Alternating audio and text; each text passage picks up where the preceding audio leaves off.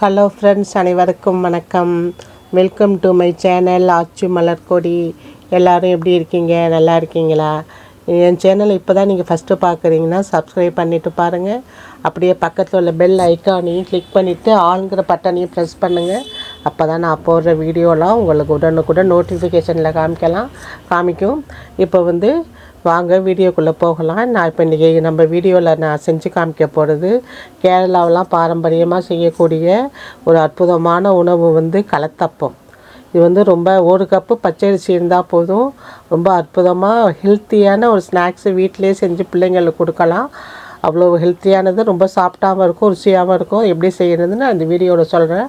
வாங்க வீடியோக்குள்ளே போகலாம். அதுக்கு ஃபஸ்ட்டு ஒரு மிக்சிங் பவுல் எடுத்துக்கிட்டு அதில் ஒரு கப்பு பச்சரிசி சேர்த்துருக்கேன். அந்த ஒரு கப்பு பச்சரிசி போதும்.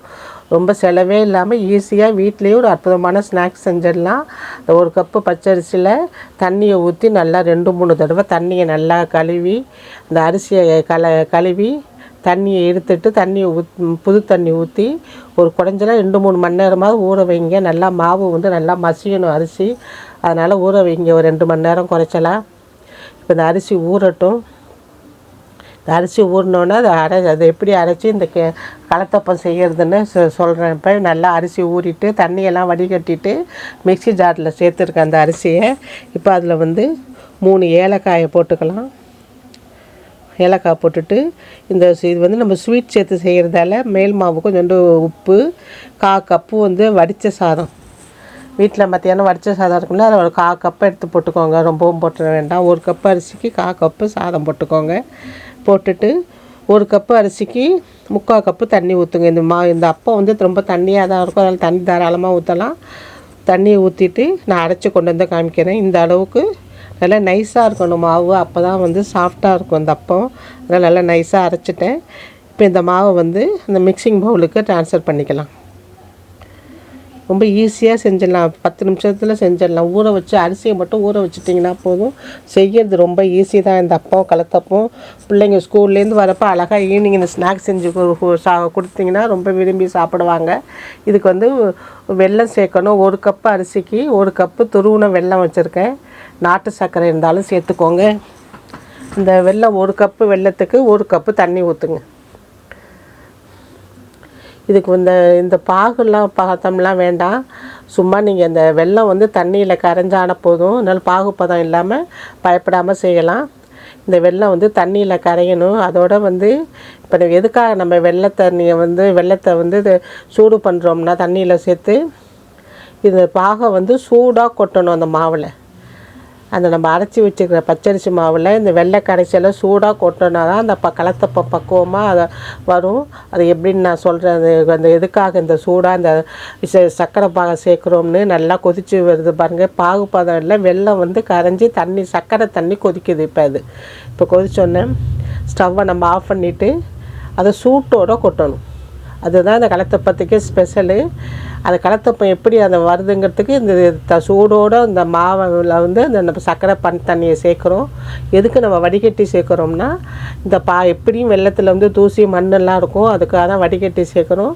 இல்லைன்னா சூடாக டைரெக்டாக சேர்த்துடலாம். இப்போ வடிகட்டி சர்க்கரை பாகை நம்ம அரைச்சி வச்சு இந்த பச்சரிசி மாவோடு சேர்த்துட்டு நல்லா அந்த சூடோடு இருக்கிறப்பே கலக்கி விட்டுருங்க.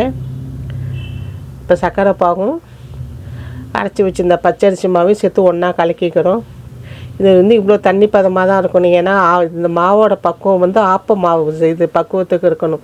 தோசை மாவு கொஞ்சம் திக்காக இருக்கும். இது ஆப்ப மாவு அளவுக்கு தண்ணியாகவே செஞ்சுக்கோங்க. நல்லா கரைச்சாச்சு. இப்போ இதில் ஒரு பிஞ்சு ஆப்ப சோடா சேர்த்துக்கிறேன். கொஞ்சம் சின்ன சிட்டிகை சேர்த்தா போதும். நல்லா சாஃப்டாக வர்றதுக்காக நம்ம ஆப்ப சோடா சேர்க்குறோம்.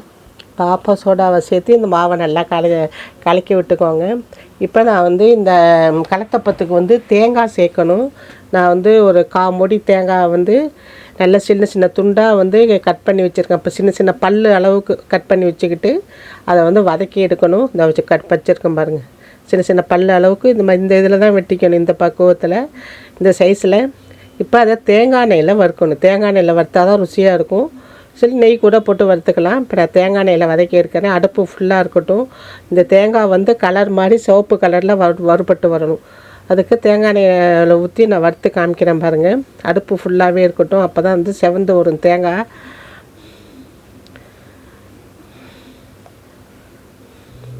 இந்த அளவுக்கு இப்போ பொன்னிறமாக வரணும். இப்போ இந்த வறுபட்ட தேங்காயெல்லாம் அந்த மாவில் சேர்த்துக்கோங்க, சூட்டோடையும் சேர்த்துக்கோங்க. தேங்காய் எண்ணெய் வசத்தோடு தேங்காயும் போட்டு இந்த அப்பம் செஞ்சிங்கன்னா சாப்பிட்றதுக்கு அவ்வளோ ருசியாக இருக்கும். உண்மையிலேயே வந்து இவ்வளோ குறைச்ச பொருளில் ஒரு ருசியான ஸ்நாக்ஸ் வந்து இந்த கலத்தப்பம் தான். வீட்டிலே செய்யக்கூடியது, ரொம்ப ஹெல்த்தியானது உடம்புக்கு. தேங்காய், வெல்லம், பச்சரிசி வந்து எந்த விதமான சைட் எஃபெக்டும் இல்லாத ஒரு அற்புதமான ஈவினிங் ஸ்நாக்ஸ் இது. பிள்ளைங்களுக்கெல்லாம் கட்டாயம் செஞ்சு கொடுங்க, நீங்களும் சாப்பிடுங்க. இப்போ வந்து இந்த தேங்காய் பல்லெல்லாம் போட்டுட்டு நல்லா ஒரு மாவை கலக்கிட்டு இப்போ அப்பத்தை ஊற்ற வேண்டியது தான். அதுக்கு வந்து ஒரு பேன் வச்சுருக்கேன், அதில் தேங்காய் எண்ணெய் ஊற்றிருக்கேன் அடியில் ஒட்டாமல் வர்றதுக்காக. இப்போ நம்ம கலக்கி வச்சுருந்த மாவை அப்படியே அதில் ஊற்றிடுவோம். இந்த பேன் வந்து சூடான பிறகு தான் இந்த மாவை ஊற்றணும். ஊற்றிட்டு ஸ்டவ்வை வந்து ஃபுல்லாக சிம்மில் வச்சுருங்க. இப்போ அடுப்பு வந்து ஃபுல்லாக சிம்மில் வச்சுட்டு இதை வந்து ஒரு மூடி போட்டு வேக வைக்கணும். குறைச்சலாம் ஒரு 8 ஒரு 10 நிமிஷம் ஆகும். ரொம்ப குறைச்ச அடுப்பு ரொம்ப குறைச்ச சிம்மில் இருக்கணும். இப்போ மூடி போட்டு நீங்கள் வந்து வெந்துட்டான்னு பார்க்குறப்ப நீங்கள் திறந்து பார்த்தாலே தெரியும். மேலே உள்ள மாவு, வெள்ளை உள்ள மாவுலாம் வெந்து திறந்து காமிக்கிறேன் பாருங்கள் மூடியை. இவ்வளோ சைடெல்லாம் முருகலாக இருக்குது. அந்த வெள்ளை கலர் மாவு நிறம் மாறினது வெந்தது தெரியும், வெந்த பக்குவம். நான் கரண்டியால் எடுத்து காமிக்கிறேன். அழகாக வந்து வரும் பாருங்கள், ஒட்டாமல் வந்து சட்டியில் வரும். இவ்வளோ அழகாக எடுக்க வருது பாருங்கள். இதுதான் கீழே வந்து நல்லா அப்பம் வெந்துட்டுன்னு அர்த்தம். இது எண்ணெய் செலவும் அதிகம் கிடையாது, நெய் கிடையாது. உடம்புக்கு அவ்வளோ ஹெல்த்தியானது இந்த அப்பம். தொட்டல் எவ்வளோ சாஃப்டாக இருக்குது பாருங்கள். இப்போ அடுப்பை ஆஃப் பண்ணிவிட்டு இப்போ நம்ம துண்டு போட்டு சாப்பிட வேண்டியதான். கலத்தப்பம் ரெடி. இப்போ நான் அதை வந்து பிளேட்டில் மாற்றி அதை எப்படி துண்டு போட்டு அதை கலத்தப்பட ஸ்பெஷல் என்னன்னு இப்போ சொல்கிறேன் உங்களுக்கு. இந்த பேன்லேருந்து இப்போ வந்து தட்டுக்கு ட்ரான்ஸ்ஃபர் பண்ணிக்கலாம். இதை பின்பக்கம்லாம் பாருங்கள், நம்ம வந்து அடுப்பை ரொம்ப குறைச்ச சிம்மில் வச்சதால் இவ்வளோ வந்து கருகாமல் செவந்து அழகாக வெந்து வந்திருக்கு பாருங்கள் அப்போ. இதுதான் வந்து கரெக்டான பக்குவத்தில் அப்போ நமக்கு வந்திருக்கு. திருப்பி போட்டுக்கிட்டு நல்லா வெந்து போன பகுதியில் துண்டு போட்டு இப்போ தான் கலத்தப்பத்தோட ஸ்பெஷல் என்னன்னு உங்களுக்கு சொல்கிறேன். துண்டு போட்டு காமிக்க எடுக்கிறப்ப எவ்வளோ மெத்துன்னு வருது பாருங்கள். பச்சரிசி எவ்வளோ மெத்துன்னு வர கலத்தப்பத்தில் தான் இருக்கும். சாதாரண பச்சரிசியை வந்து நம்ம வெள்ளை சேர்த்தாலும் கொஞ்சம் கல் மாதிரி இருக்கும். இது வந்து இவ்வளோ மாவு வந்து எவ்வளோ வெந்துமே இவ்வளோ சாஃப்டாக இருக்குது பாருங்கள்.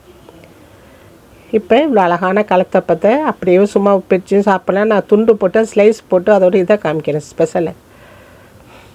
இவ்வளோ மெத்துன்னு கத்தி உள்ளே இறங்குது பாருங்கள்.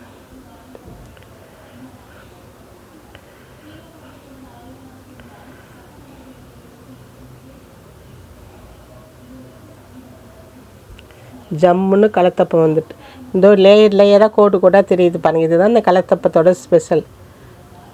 ஒரு அழகாக கோடு உள்ளே தெரியுது பாருங்கள். கலத்தப்பம்னாலே ஸ்பெஷல் வந்து அந்த லேயராக உள்ளே தெரியுது, அழகாக இருக்கும் பார்க்க. ஒரு மாவு வெள்ளத்தில் வந்து இது மாதிரி வர்றது கலத்தப்பத்தில் மட்டும்தான் வரும். உள்ள மாவை பாருங்களேன், கோடாக லேயராக தெரியுது. அருமையாக கலத்தப்பம் நல்லா வந்திருக்கு.